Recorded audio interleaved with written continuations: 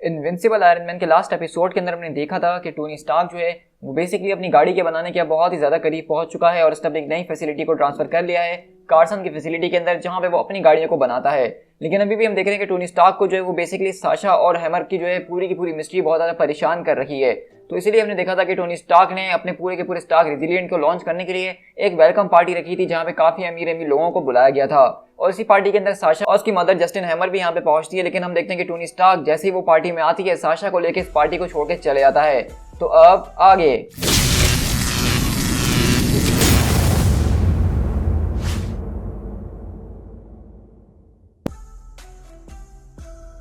तो हमारी कहानी की स्टार्ट बेसिकली टोनी स्टार्क के साथ ही होती है सिएटल के अंदर, जहाँ पे हम देखते हैं कि वो उसको गाड़ी में भगाते हुए लेके जा रहा होता है।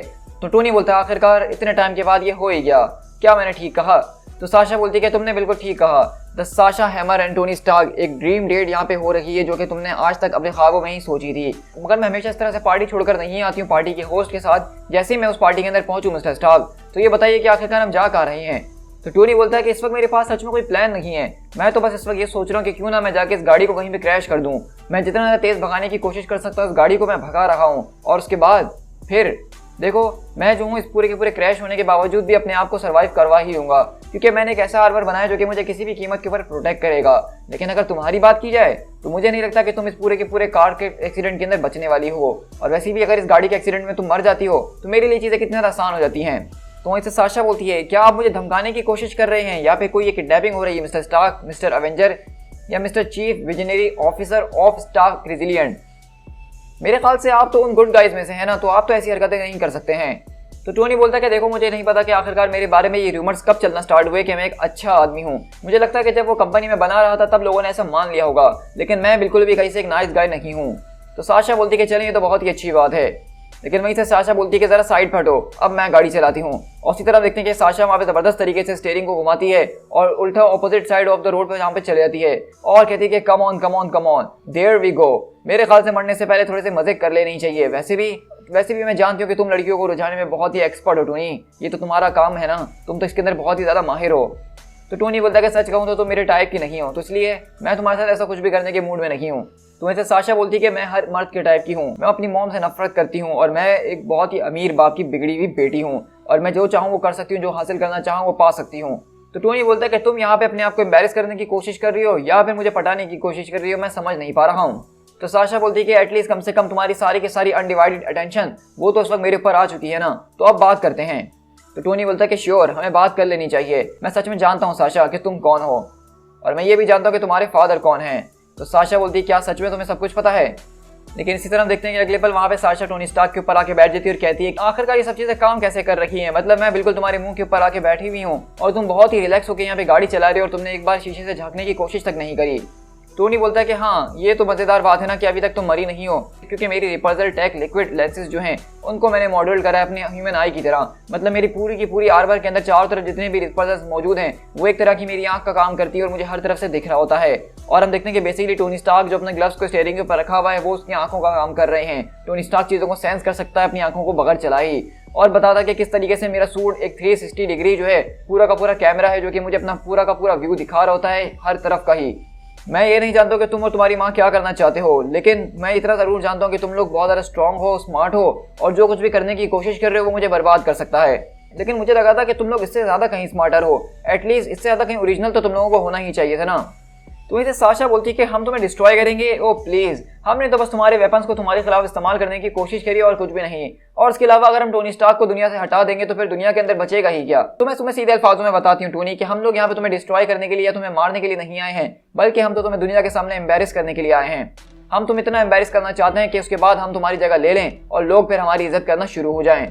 तो वहीं से साशा उससे हम देखते हैं कि टोनी को यहाँ पे धमकाने की कोशिश कर रही होती है और बताती है कि किस तरीके से हम तुम्हारे साथ वो हरकतें कर देंगे, तुम्हारा नाम इतना ज़्यादा बदनाम कर देंगे कि जब तक तुम उसको सही करने के बारे में सोच रहे होगे तो दुनिया को उस वक्त तक तुम्हारी कोई ज़रूरत ही महसूस नहीं होगी, और तुम चाहे दुनिया के सामने कितना भी अच्छा बनने की कोशिश क्यों ना कर लो, लेकिन वो तुम्हें फिर कभी जो है एक्सेप्ट नहीं करने वाली है। तो टोनी इसकी तरफ मुस्कुराते हुए देखता है और बोलता है क्या तुम्हें लगता है वाकई में कि मैं एक ऐसा आदमी हूँ जिनको इन सारी की सारी बातों से डर लगेगा? तो वहीं से हम देखते हैं कि साशा बोलती है अच्छा अगर ऐसी बात है तो मुझे बताओ कि ये काम कैसे करता है, तुम्हारा ये नया आर्मर, इसके बारे में मुझे जानना है। ये ब्लीडिंग एज साइंस स्टफ जो है मुझे सेक्स से भी ज़्यादा बेटर लगता है। तो टोनी बोलता कि वेल इसके बारे में क्या ही बताऊं, मुझे एक बच्चा मिला था जो कि लिटरली फ्यूचर से आया था। उसने बिल्कुल एक सूट मेरे सूट के जैसा पहना हुआ था, लेकिन इसमें फ़र्क इतना था कि उसका पूरा का पूरा सूट उसकी थॉट्स के ऊपर रिस्पॉन्ड कर रहा था। एक तरह का लिक्विड था जो कि किसी भी शेप के अंदर चेंज हो जाया करता था, और उसकी वो पूरी की पूरी बॉडी के अंदर इतना कोई खास मास को भी ऐड नहीं कर रहा था, और उसी मास को जो है रिडिस्ट्रीब्यूट करके अलग अलग जगहों पे अलग शेप्स ले रहा था। तो मैंने सोचा कि ये बहुत ही ज़बरदस्त किस्म का आइडिया है जिस किसी ने भी इसको बनाया है। तो जैसा कि तुम जानती हो कि मैं आयरन मैन हूँ, तो मेरे तो काम ही यही है कि मुझे अपनी चीज़ों को अपग्रेड करना ही होता है।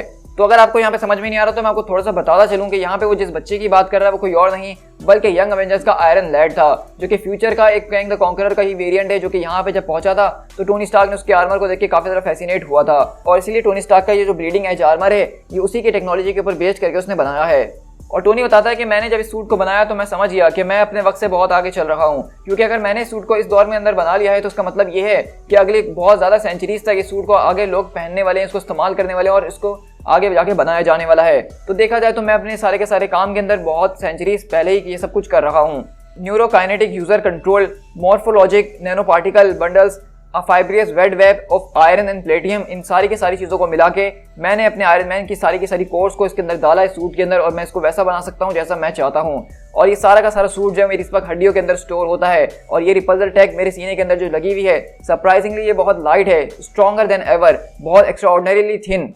इस पूरी की पूरी रिपल्सर टैग ने मेरे पूरी की पूरी बॉडी के अंदर 25 पाउंड का वजन ऐड कर दिया है, लेकिन वही पूरा का पूरा वजन है जो कि मेरे सूट का वजन भी है, और वही मेरी पूरी की पूरी बॉडी पे डिस्ट्रीब्यूट हो जाता है। तो मुझे ज़रा सा भी महसूस नहीं होता कि मैं कुछ कर रहा हूँ। इसको कहते हैं साइंस। साशा, कुछ तुम समझी?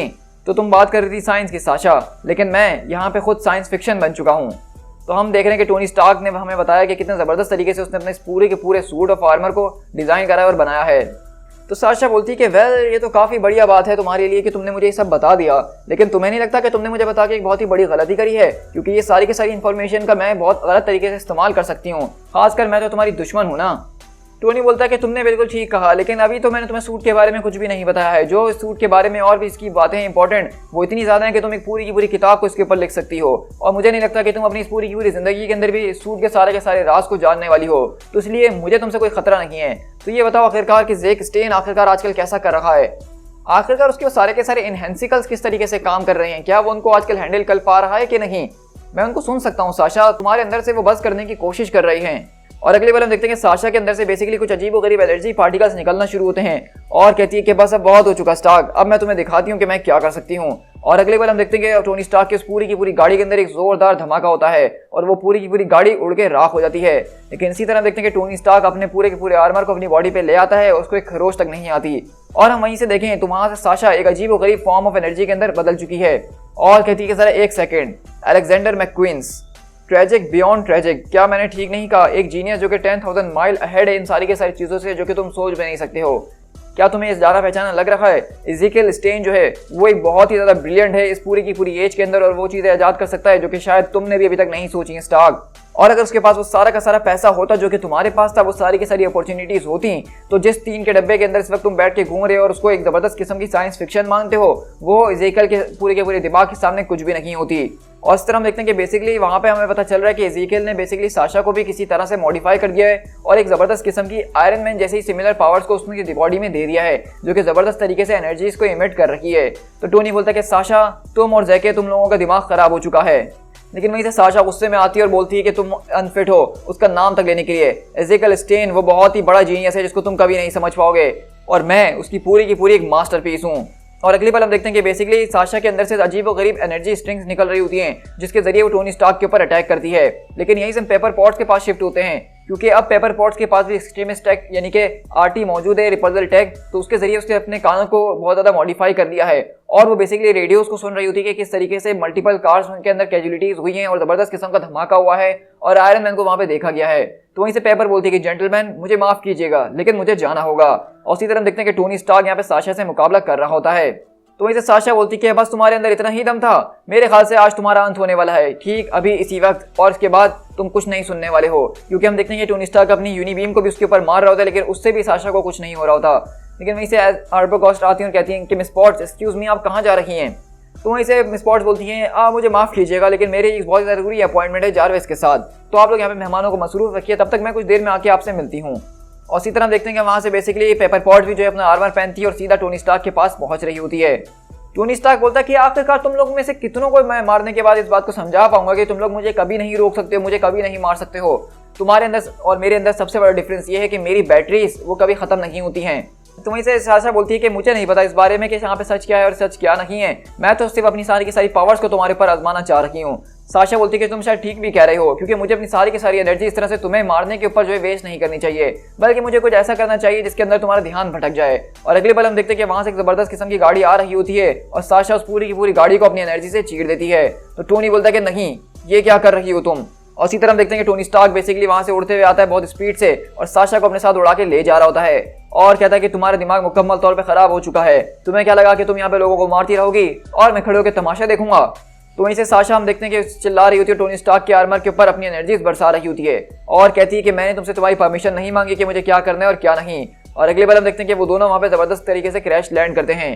तो वहीं से साशा बोलती है कि इनफैक्ट तुमने यहाँ पे बिलियंस ऑफ डॉलर्स अपने सूट के ऊपर लगा दिए होंगे, बहुत सारा दिमाग लगा लिया होगा, लेकिन अभी भी तुम्हारे पास वो नहीं है जिसके जरिए तुम मुझे मार सको। लेकिन अगले ही पल हम देखते हैं कि टोनी स्टार्क अपने आर्मर के पूरे गॉन्टलेट को एक जबरदस्त किस्म की एनर्जी गन के अंदर बदलता है और उसका जबरदस्त झटका उसके ऊपर मारता है। उससे हम देखते हैं कि साशा वहां पे गिर जाती है और कहती है कि कम ऑन, आओ और मुझे खत्म कर दो। मैं इस बात को जानती हूँ कि तुम चाहे जितना भी मजबूत बनने की और मर्द बनने की कोशिश क्यों ना कर लो, लेकिन तुम्हारे अंदर वो चीज मौजूद ही नहीं है कि तुम मुझे यहाँ पे आके जान से मार सको। लेकिन इसी तरह हम देखते हैं कि अगले पल आके उसके ऊपर एक जोरदार गाड़ी गिरती है और हम देखते हैं कि वहाँ कोई और नहीं बल्कि पेपर पहुंचती है और कहती है कि मैंने उस ड्राइवर से पूछा था कि उसकी गाड़ी का जो बचा कुछ हिस्सा क्या मैं उसको इस्तेमाल कर सकती हूँ, और उसने मुझे कहा कि उसको उसकी कोई परवाह नहीं है। आई एम अफ्रेड कि तुम लोग यहाँ पे बहुत ज्यादा तमाशा ऑलरेडी कर चुके हो और अब मुझे इसको समेटना ही होगा। तो वहीं से टोनी बोलता है चलो बहुत ही बढ़िया, लेकिन अब तुम पता है ना कि मेरा स्टाइल कॉपी करने की कोशिश कर रही हो। और वहीं से पेपर बोलती है कि स्टैंड डाउन मैडम, अपने सारे के सारे वेपन्स को फौरन से डीपावर कर दीजिए। और इसी तरह हम देखते हैं कि साशा वहां से उठती है, अपनी सैंडल्स वगैरह को उठाती है और कहती है हाँ तुम ठीक थे कि ये काफ़ी ज़्यादा क्यूट है। और इसी तरह हम देखते हैं कि बेसिकली वो यहाँ से उड़ते हुए चले जाती है। तो वहीं से पेपर बोलती है कि टोनी ये, तो टोनी बोलता है कि हाँ वो भाग रही है अपनी मम्मी के पास, उसको भाग नहीं दिया जाए। और अब हम बेसिकली जान चुके हैं कि वो क्या कर सकती है और वो भी ये जान चुकी होगी कि अब हम क्या कर सकते हैं। मेरे ख्याल से अब हमें मिसेस एर्बोगॉस को कह देना चाहिए कि मुझे फ़ौरन इसी वक्त प्रेस से कांटेक्ट करना है, मुझे कैमरास और माइक्रोफोन्स की ज़रूरत है। उसी तरह हम देखते हैं कि बेसिकली टोनी स्टार्क ने प्रेस वालों को बुला के उनको यही सारी की सारी बातें बताई थी कि किस तरीके से कल रात वो जो है एक लेडी के साथ जा रहा था और तभी कुछ टेररिस्ट ने उसके ऊपर आके अटैक करने की कोशिश करी है, क्योंकि वो जैसा कि स्टार्क रेजिलिएंट के जरिए एक बेटर फ्यूचर बनाना चाहता है, लोगों को फ्री में एनर्जी देना चाहता है। तो उसके जो कॉम्पिटिटर्स हैं जो कि पेट्रोल बेचते हैं, जो कि दूसरी चीज़ों को बेचते हैं, इलेक्ट्रिसिटी को बनाते हैं, वो उसको मरवाने की कोशिश कर रहे हैं। तो टोनी बेसिकली यहाँ पे पूरे के पूरे अटैक को अपने फायदे के लिए इस्तेमाल कर रहा था और वो बताता है कि किस तरीके से मैं गवर्नमेंट के साथ मिलके, होमलैंड सिक्योरिटी के साथ मिलके, या फिर आजकल स्टीव उसको क्या कह रहा है शील्ड को, हाँ अवेंजर्स के साथ मिलके मैं उनकी मदद करूंगा इस पूरे की पूरी चीज़ की जड़ तक जाने के लिए। लेकिन अभी के लिए मैं आपको ये बात बता देना चाहता हूँ कि आप लोगों की सपोर्ट के लिए मैं बहुत ज़्यादा शुक्रगुजार हूँ। Good night, well good morning, अब तो वैसे भी सूरज निकलने ही वाला है। God bless United states of America. और इसी तरह हम देखते हैं कि टोनी स्टार्क ने इस पूरे के पूरे अटैक को अपने फायदे के लिए इस्तेमाल करा और प्रेस के अंदर आगे उसने ये बताना चाहा कि कुछ टेररिस्ट जो कि उसकी कंपनी के खिलाफ हैं उसके ऊपर अटैक करवा रहे थे। लेकिन वहीं से जस्टिन हैमर बोलती कि इडियट। तो वहीं से डेट्रॉइट स्टील बोलता है कि एक्सक्यूज मी। तो कहती है कि मैं तुम्हें नहीं कह रही जॉनसन, बल्कि तुम तो अपना काम बहुत बढ़िया तरीके से कर रहे हो, मैं यहाँ पे अपनी बेटी की बात कर रही हूँ क्योंकि उसने हमारे पूरे के पूरे डीप कवर को अनकवर कर ही दिया है। तो वहीं से साशा बोलती है कि मैं जानती हूँ मॉम, लेकिन उस वक्त मेरे पास कुछ ज़्यादा नहीं था वहाँ पे सब चीज़ों को हैंडल करने के लिए। उसी तरह हम देखते हैं कि बेसिकली कल सुबह जो है यानी कि दूसरे दिन टोनी स्टार्क का पहला प्रोटोटाइप गाड़ी का तैयार हो चुका है और वो लोग इसको आज टेस्ट करने जा रहे हैं। लेकिन वहीं से उसके आदमी पूछते हैं क्या तुम इस बारे में श्योर हो कि तुम इस पूरी की पूरी गाड़ी को टेस्ट करना चाहते हो, मतलब कल रात तुम्हारे साथ कुछ बहुत ही बुरा हुआ था और मुझे लग नहीं रहा कि तुम इस कंडीशन के अंदर हो। लेकिन टोनी बोलता है कि जो होना था वो तो हो चुका है और इस तरह के हमलों से अगर मैं बैठ जाऊं तो फिर मैं टोनी स्टार्क ही नहीं, मेरे ख्याल से अभी हमें अपनी इस गाड़ी को फौरन से टेस्ट करना ही होगा। और वहीं से डेट्रॉइट स्टील बोलता है कि तुम गर्ल्स ने मुझे प्रॉमिस किया था कि तुम लोग मुझे एक अरमाड़ा देने वाले हो। तो वहीं से मिस हैमर बोलती है कि डेट्रॉइट स्टील का है बस कुछ ही देर में जो है स्टार्ट होने ही वाला है। और इसी तरह देखते हैं कि यहाँ पे जब एक तरफ टोनी स्टार्क अपनी गाड़ी को इंस्पेक्ट वगैरह कर रहा होता है चेक करने के लिए, तो वहीं पे हम देखते हैं कि बेसिकली डेट्रॉइट स्टील का जो ऐप है उसको उन्होंने लाइव कर दिया है और हम देखते हैं कि बहुत ज़्यादा जल्दी लोग जो है इसको डाउनलोड करना शुरू कर चुके हैं। एक तरह का ये वायरल ऐप हो चुका है और हर तरफ देखते हैं हम दुनिया भर में हर कोई इसको लैपटॉप, मोबाइल, पीसी हर जगह से डेट्रॉइट स्टील के ऐप को चला रहा होता है। और सिर्फ इतना ही नहीं बल्कि टोनी स्टार्क के जो पूरे के पूरे क्रू मेंबर्स होते हैं उनमें से भी एक आदमी इस ऐप को चला रहा होता है और वो सबको बुला के दिखाता है कि किस तरीके से उन्होंने एक मोबाइल ऐप बनाया है और उनको ऐसा लगता है कि लोगों को वो जो एक ड्रोन का व्यू दिखाने वाले हैं जो कि डेट्रॉइट स्टील की मदद वगैरह कर रहा होगा। तो पहले वो सारे के सारे लोग यही समझते हैं कि ये सिर्फ एक ऐप है, लेकिन दरअसल साशा का प्लान ये था कि टोनी स्टार्क के करीब के जो लोग हैं वो इसको एक्सेस करें जल्द से जल्द ताकि ये सारे के सारे ड्रोन के जरिए वो टोनी स्टार्क के ऊपर अटैक करवा सकें। तो इसी तरह देखते हैं कि वो सारे के सारे ड्रोन बेसिकली उनकी ट्रैक की तरफ आ रहे होते हैं, लेकिन इतनी देर में टोनी स्टार्क वहाँ पे आता है, उसका मोबाइल लेके फेंकता है और कहता है कि ऐसा बहुत हो चुका है, हम यहाँ पे एक टेस्ट करने के लिए आए हैं, तुम लोगों ने अपना ध्यान भटका के रखा हुआ है।